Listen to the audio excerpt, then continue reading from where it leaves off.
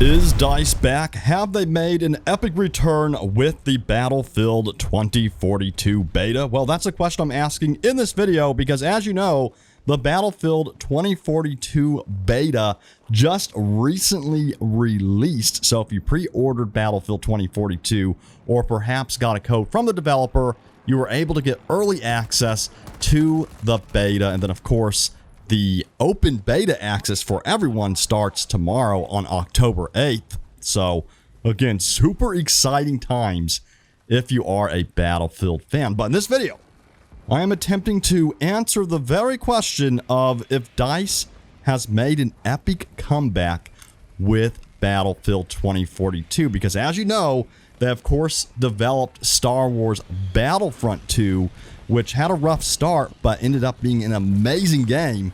So, what about Battlefield 2042? Is this a good sign for DICE? Does this mean that we're going to get more and more good stuff from DICE even after Battlefield 2042? Perhaps, maybe, possibly a Battlefront 3 later down the road. Well, let's take a look at Battlefield 2042. I think a lot of DICE's success, of course, is riding on Battlefield 2042. I think if they screw up Battlefield 2042, of course, it would be bad for them overall.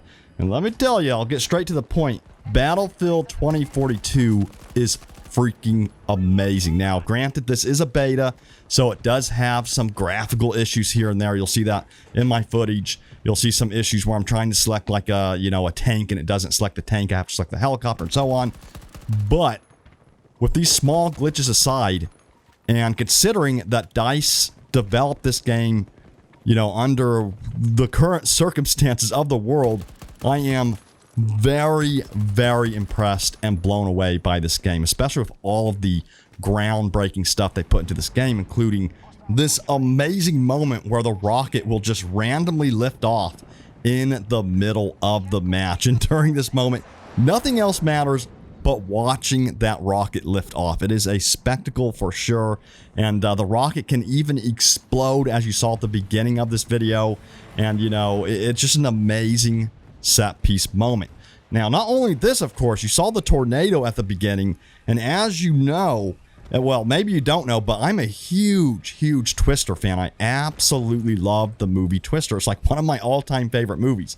So when I saw the tornado for the very first time in this game, when I played on the PlayStation 5, I was completely blown away. Again, another incredible set piece moment that you've never really seen in any other games. I know Just Cause 3, I believe, did have tornadoes.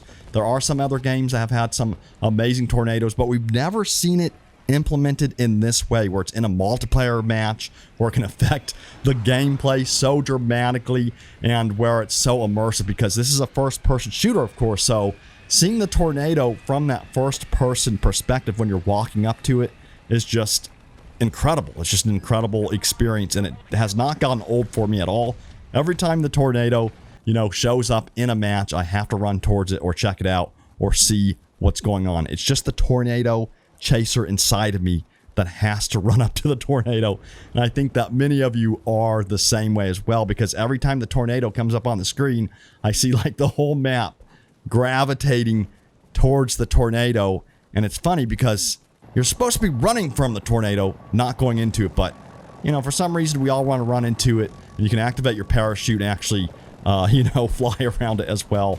So, again, some really, really amazing stuff in this game. But we got to talk about the gameplay because, of course, that's the core of the Battlefield experience. How do the weapons feel? How do the vehicles feel? How does the gameplay play out in the beta so far?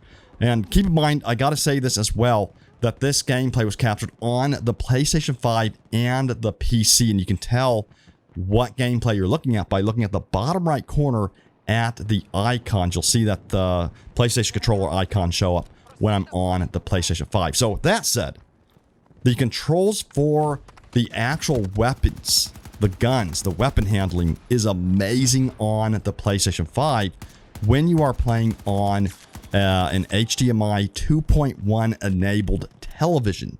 So recently I got a brand new HDMI 2.1 television. It's the LG C1. And if you're looking to get a new TV here in the next year or two, check out the LG TVs. This is not an advertisement, by the way.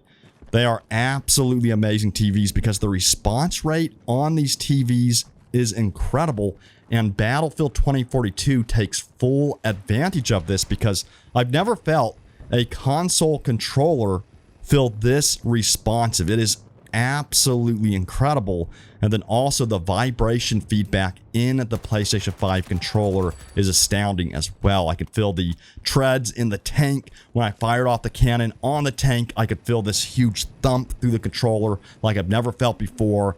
And again, they're really doing some groundbreaking stuff, not only with the game itself, with the visuals and the features and stuff like that, but also with the controller feedback as well, because that's one of the primary reasons why I'm leaning more towards playing on the PlayStation 5 than the PC at the moment. I love that feedback. I love the feeling of the tank treads in my controller, of my soldier walking. You can actually feel the individual footsteps as you're walking across the battlefield, something that I don't think previous Battlefield games have ever done before. So again, some really cool stuff implemented in Battlefield that make a huge difference with the immersion of the game. Now, back onto the weapons, I did get to test the assault rifles extensively in the game. I didn't really do much with the sniper rifles, to be honest. I'm not a real big sniper, but let me know what you think about the sniper rifles if you are playing the beta and you are sniping.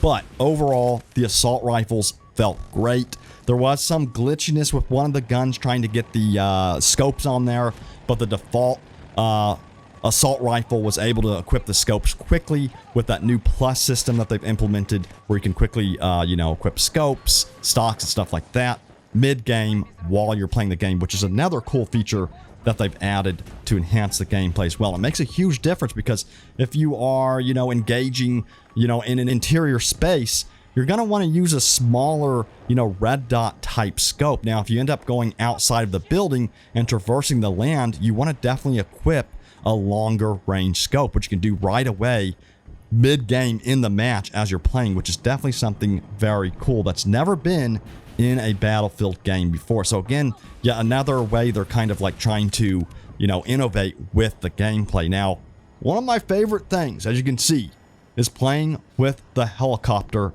in Battlefield. I've always loved the helicopters in Battlefield, especially in Battlefield 4. I was like a helicopter junkie, if you will. I was so addicted, and it's the same with this game as well. So I'm totally addicted to the helicopter gameplay. It reminds me so much of Battlefield 4.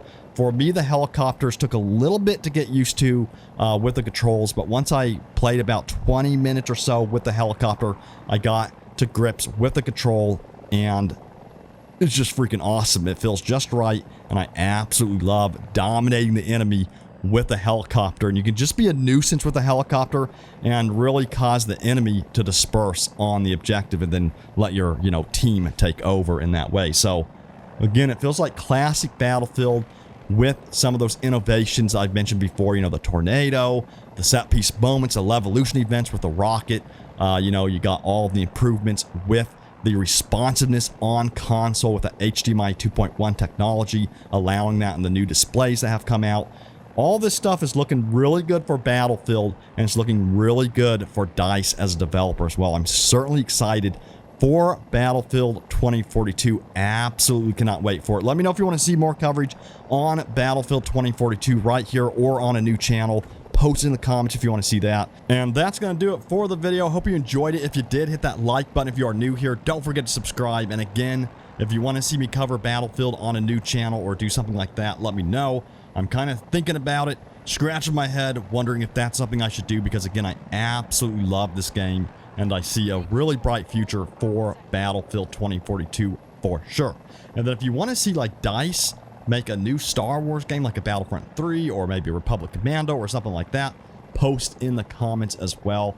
I'm curious to see if they're going to be revisiting the Star Wars license in the upcoming future, especially now that there's so much excitement around their Battlefield 2042 game. And again, things are looking good. I know there's some graphical glitches here and there in the beta, but I'm fully expecting those to be ironed out by the time the game releases next month on November 17th. But I'll see you all next time. Take it easy, and may the force be with you always.